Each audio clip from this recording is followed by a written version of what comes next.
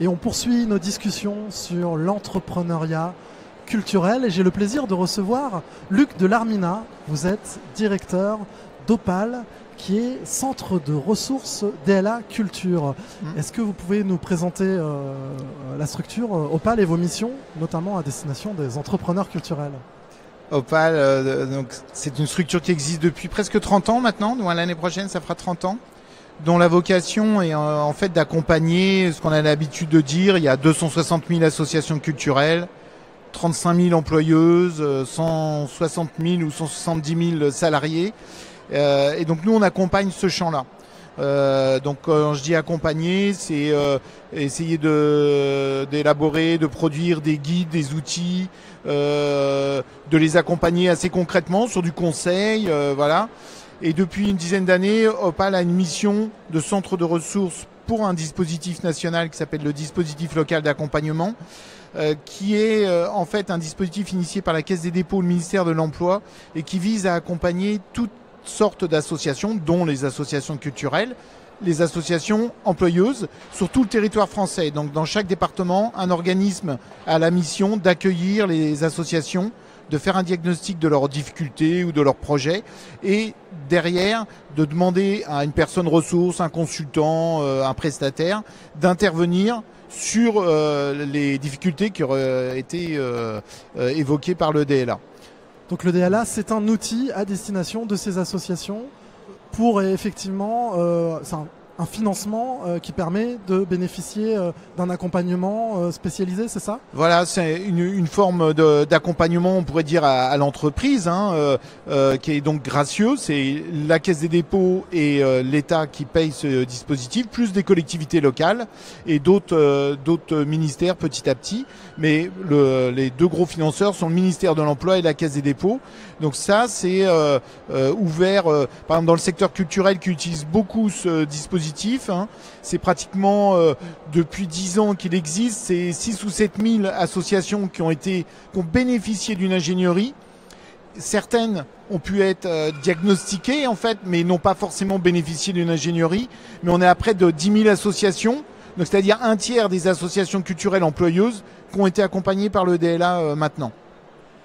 Ces associations, donc entreprendre dans la culture à travers des associations, c'est possible. Quels sont les grands sujets qui émergent de ces associations, ces besoins notamment dans ce dispositif local d'accompagnement? Il y a des problématiques qui reviennent? En fait, la spécificité de ces associations, c'est quand même le plus souvent, c'est de se situer dans ce qu'on appelle l'économie sociale et solidaire. Donc l'économie sociale, pour aller vite, c'est pas une société de capital, mais une société de personnes. Les salariés sont sociétaires, donc on trouve les coopératives, les mutuelles, les associations. Et puis après, on a l'économie solidaire sur laquelle nous, on travaille peut-être plus, qui a peut-être 3 traits caractéristiques et d'où, après, je reviendrai sur les accompagnements, la spécificité. C'est quand même d'avoir la finalité de la production qui est plus une production qui s'adresse pas forcément à un petit groupe de personnes, mais qui s'adresse, on va dire, à l'intérêt général, l'utilité sociale, etc. Donc un peu plus large. Et puis une articulation, on va dire, de l'économique et du politique, le politique entendu comme le bien vivre ensemble, on va dire. Voilà. Donc on est toujours dans cette articulation. C'est pas un projet économique en soi où on fabrique un objet pour, j'allais dire, faire du profit de manière assez classique. Il faut que c'est une finalité, j'allais dire politique, le bien vivre ensemble. Et puis de là découle une troisième spécificité qui est un modèle économique hybride qui fait appel à des ressources marchandes, des ressources non marchandes et de l'économie non monétaire, donc on va dire la réciprocité principalement, le bénévolat, etc. Et donc ça, le DLA va accompagner des entreprises très spécifiques, qui ont un modèle économique spécifique et qui ont une finalité un peu spécifique. C'est-à-dire que toutes les entreprises culturelles n'ont pas forcément vocation à être dans l'économie sociale et solidaire. Pourquoi pas, mais elles n'ont pas, pour l'instant en tout cas, c'est pas le cas. C'est-à-dire certaines ont des activités où elles font appel à un fort bénévolat, à des notions comme l'équité sur un territoire, lutter contre les discriminations sociales, etc. Donc ça, c'est vrai qu'on va retrouver plus souvent des entreprises associatives dans l'économie solidaire. Voilà. Donc on entreprend dans les associations parce que notre projet est avant tout tourné vers la société, vers ces dimensions qu'on retrouve dans l'économie sociale et solidaire. Voilà, et plus, on a plus à faire peut-être à des initiatives citoyennes. Chacun est citoyen en fait, hein, donc, mais des initiatives citoyennes qui rentrent en dialogue avec la puissance publique. Donc là, c'est toujours ce jeu-là de dire, voilà, moi j'ai un projet, est-ce qu'il est d'utilité sociale, d'intérêt général, et dans la mesure où il l'est, et où il rencontre une politique publique locale, il peut être aidé et entre autres subventionné. C'est-à-dire que la forme de financement de ces associations, elle peut tout à fait avoir bien sûr des ressources propres et avoir des activités marchandes. On voit bien des sessions de spectacle, un marché public dans la culture, bon, ça on en voit beaucoup. Mais après, elles peuvent effectivement bénéficier d'une forme d'économie qui serait non marchande, donc la redistribution, tout simplement parce que pour une histoire d'équité, de politique publique, on a besoin de cet apport-là et on a besoin de soutenir des associations comme ça. Je prends un exemple, je sais pas, des ateliers d'écriture. Un atelier d'écriture qui peut s'adresser à des gens qui ont finalement des moyens, etc. C'est plutôt un atelier un peu d'agrément, hein. C'est quand même différent d'un atelier d'écriture qui va travailler sur l'éducation populaire, sur l'émancipation des personnes, ou en lien avec même de l'alphabétisation, des choses comme ça. Ça va être difficilement lucratif, on va dire.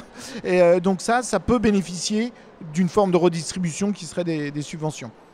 Quand on parle d'entrepreneuriat culturel, régulièrement, on oppose les modèles privés versus les modèles publics.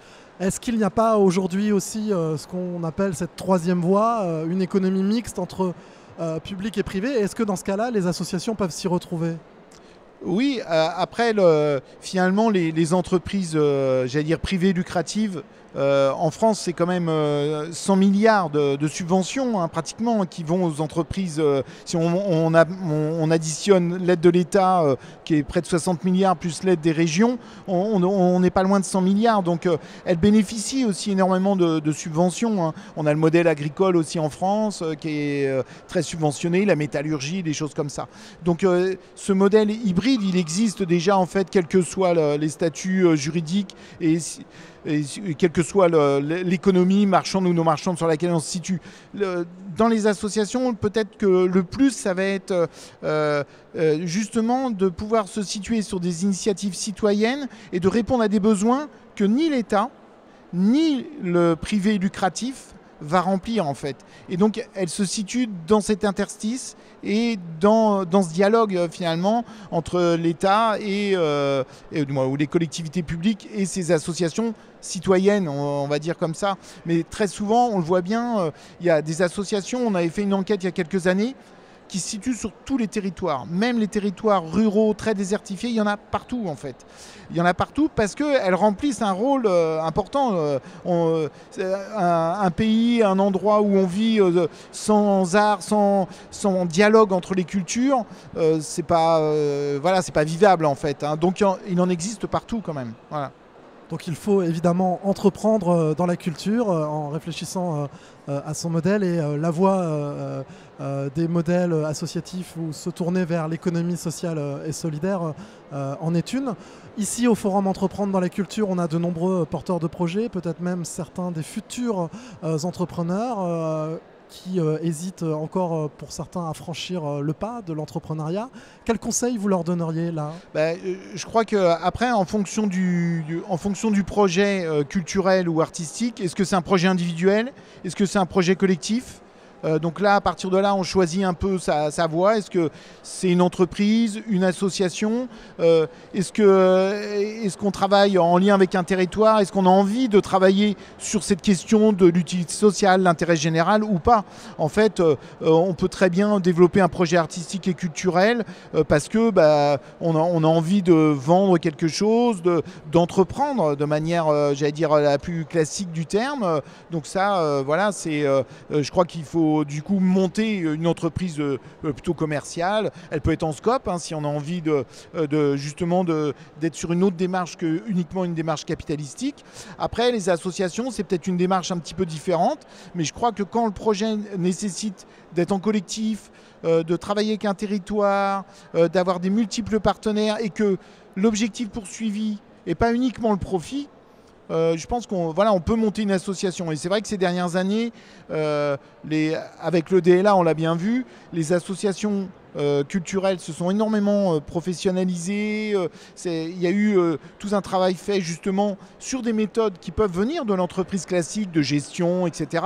Mais avec certaines limites, c'est sur le modèle économique. Il faut rester toujours dans l'équilibre de son propre modèle économique. Et il y en a énormément. Donc quand son modèle économique repose sur de l'économie non marchande, marchande et de la réciprocité. Pour donner qu'un exemple, on a fait pas mal de travaux sur quelques friches, des grosses friches en Seine-Saint-Denis, le 6B, Villa Médicis, Main d'œuvre, qui sont maintenant des fabriques artistiques, des lieux intermédiaires. Et on a fait tout un questionnaire sur les résidents. Et on s'aperçoit que c'est complètement fou. C'est des lieux qui vont travailler pratiquement 1500 personnes. Alors des intermittents, des droits d'auteur, pas que des CDI, on va dire, mais qui font travailler énormément de personnes. Et il y a une partie économique sur l'échange, la coopération, c'est-à-dire les dons de conseils, de coups de main qui rentrent dans le modèle économique de ces structures. Sans ces lieux, je pense qu'elles auraient plus de difficultés à produire ne serait-ce que leur spectacle. Et ça, l'apport de ces lieux, par exemple, sur cette partie du modèle économique, elle est très très importante. Et moi j'ai comparé avec quelques tiers-lieux assez branchés nouvelles technologies. J'étais étonné parce qu'on est plus sur des espaces de coworking où chacun vient travailler et repart. Il y a peu de coopération entre les gens, tandis que là dans ces lieux, il y a énormément de coopération monétaire, 20% de lieux d'artistes et de compagnies qui vraiment conventionnent contractuellement. Et puis après 30% ou 35% qui ont des coopérations réciprocitaires et qui rentrent dans leur modèle économique. Et ça, c'est plus difficile à comprendre. Mais là, c'est une enquête qu'on va rendre publique dans quelques jours.